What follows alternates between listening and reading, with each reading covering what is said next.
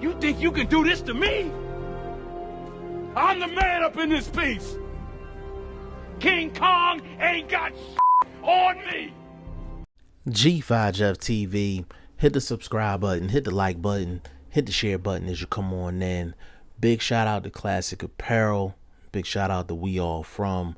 Big shout out to Music Soar. Those are the sponsors of the channel. Definitely go check their information out in the description box. And follow your boy on Instagram and Twitter at BoxingFirst Now, probably the hottest name in the sport right now is Deontay Wilder for a lot of different reasons. And people hit me and be like, yo, like, why are you talking about Deontay Wilder so much? This, that, and the third. Why are you talking about the Tyson Fury situation? This, that, and the third. Number one, people want to hear about it. Number two, apparently people aren't tired of talking about it. And number three is relevant. Is really, really relevant, you know. So I'm going to continue to bring the heat when it comes down to Wilder, Fury, and everything else. And really outside of that, I have the most versatile boxing channel on the planet. Just check the actual content on there. Like, this particular topic only covers probably about 2 or 3% of my actual content.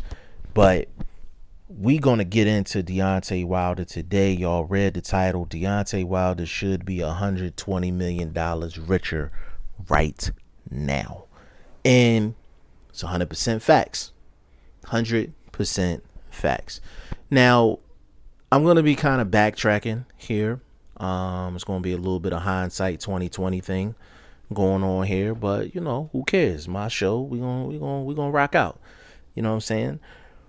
For the people that don't know what I'm talking about, Deontay Wilder was offered it was 2 different versions of the deal. It was a 3-fight, $100 million deal. And then I think the other deal was a 4-fight, $120 million deal with DAZN. This was prior to the Dominic Breazeale fight. Okay, now a lot of people criticized the deal. A lot of people was just not fans of DAZN, and a lot of people felt like Deontay Wilder should have turned down the DAZN deal for $120 million.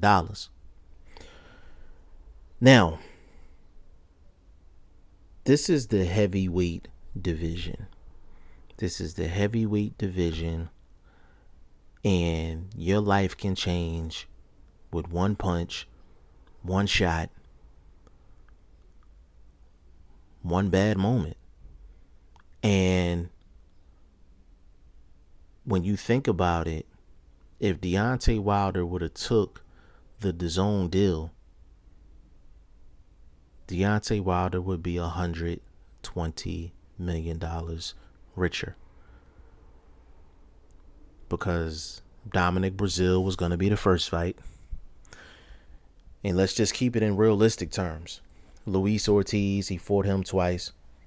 That's 3. And then Tyson Fury would have been 4. So he'd have been $120 million richer. But if you want to script it the way DAZN wanted it, they wanted him to fight Dominic Breazeale, and then he was going to fight Anthony Joshua twice.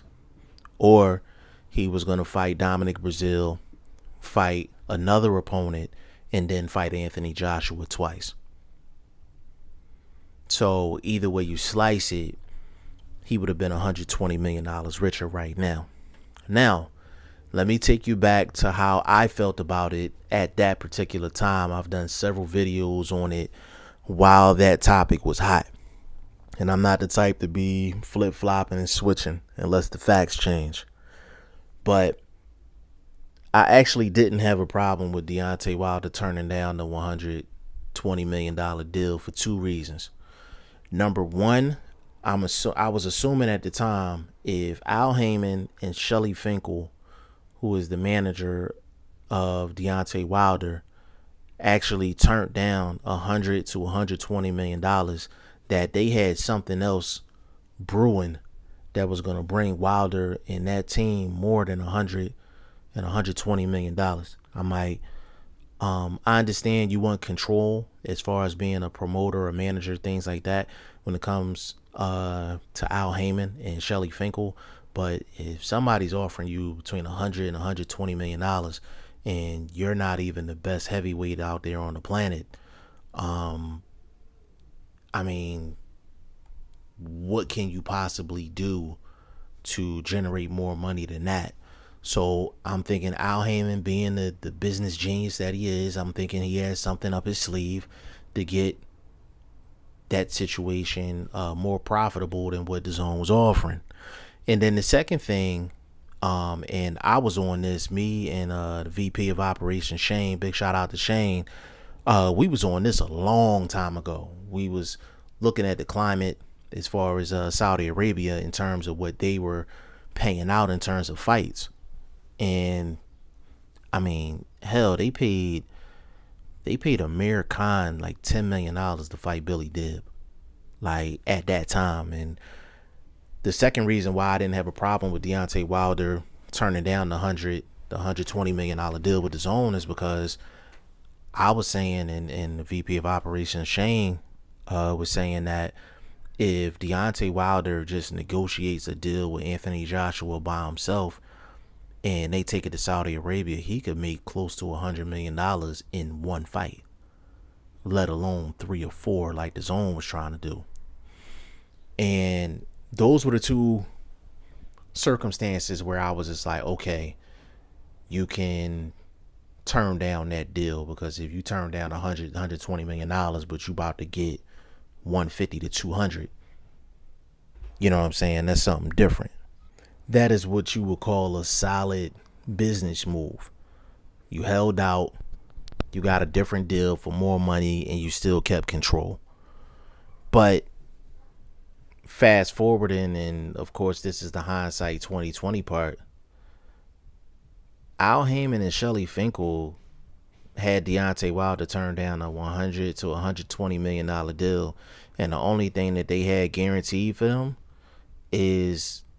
guaranteed for Deontay Wilder is that they were going to get him that type of money over the course of maybe 5 or 6 fights.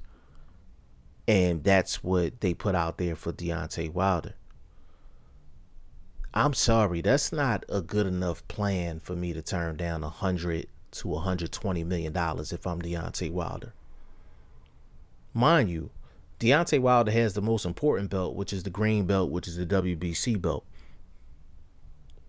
But Deontay Wilder wasn't considered the best heavyweight in the world. The most dangerous heavyweight in the world, yes, but the best heavyweight in the world, no. He didn't have all of the belts, and he wasn't considered the top guy at heavyweight, but somebody's trying to throw him $100 to $120 million.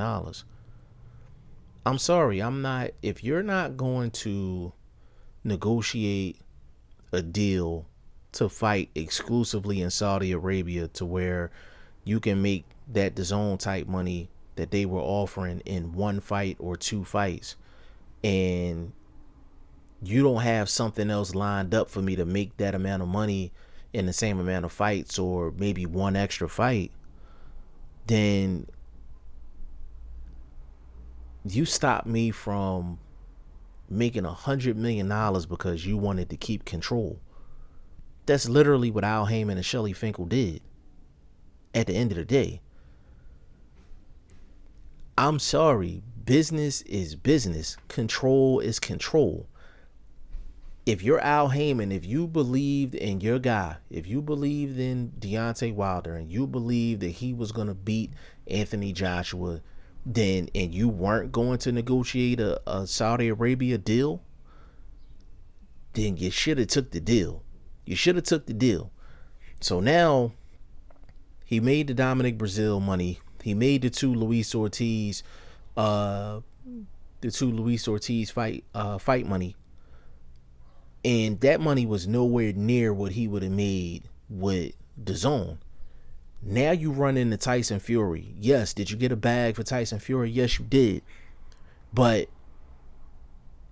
at the end of the day, you arguably lost the first fight. You were lucky to get out of there with a draw. And then you lost the second fight bad. So now, not only are you not sitting on $100 to $120 million, now you're not undefeated anymore. That aura of invincibility or that fear that you instill in your opponents prior to the fight is gone. And now people are even questioning your skills inside of the ring. There's a lot of people that think Wilder just don't have no skills and he a one-trick pony. I think he's great because of that right hand. It's similar to Jordan in the fadeaway. It's similar to Allen Iverson in the crossover. That's his signature move, that right hand. If it lands, it's night-night. And that's what makes Wilder great. And he's always been like that. I don't watch Wilder to watch technical skill or technical ability. There's other people that's sharper than Wilder that I will watch for that. But it's one thing for Deontay Wilder to go into this trilogy and he loses. But it's a whole nother ball game where if Deontay Wilder loses this trilogy, not only will he have lost his undefeated record, not only will he have lost to the same guy twice, but I think the biggest and the most epic fail would be Deontay Wilder leaving $120 million on the table. I mean, you got to think about it. Let's just say, for instance, Deontay Wilder takes that deal. He fights Dominic Breazeale, beats Breazeale, and then now is a unification fight with Anthony Joshua. Tyson Fury's not even in the equation on this. Let's just say, and in the deal, let me say this as well. In the deal, the first fight was supposed to be split. One fight was supposed to be in the US, one fight was supposed to be in the UK. So let's just say Deontay Wilder, let's say he loses the first fight but wins the rematch. So now he done went through a 3-fight deal with DAZN. He done got paid $100 to $120 million. Now it's time for DAZN and them to re-up. So he could be, if he would have played his cards right, he would have probably signed another contract with DAZN for probably $150, $200 million, because at that point now Saudi Arabia is involved and you got to up the price. When I say this trilogy between Deontay Wilder and Tyson Fury, all of the pressure is on Deontay Wilder. All of the pressure is on Deontay Wilder. His boxing legacy is on the line. His career is on the line. And the fact that he left $120 million on the table, if he has any thoughts of getting back to a contract negotiation with a DAZN for anything close to that amount of money, he has to win this trilogy with Tyson Fury. And I'm not gonna lie, the odds don't look good. The odds don't look good for him to win the trilogy, but he definitely has a shot with that right hand.